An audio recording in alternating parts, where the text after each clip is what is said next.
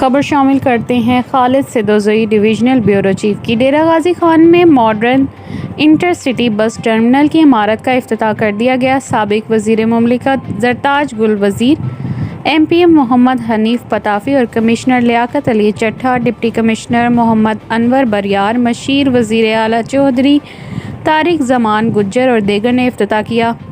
अरकान असम्बली और अफसरान ने टर्मिनल से बस में सफ़र भी किया। मज़ीद जानते हैं इस रिपोर्ट में। बस टर्मिनल जो है वो 2020 में स्टार्ट हुआ और आज अल्हम्दुलिल्लाह उसका हम इफ्तिताह कर रहे हैं।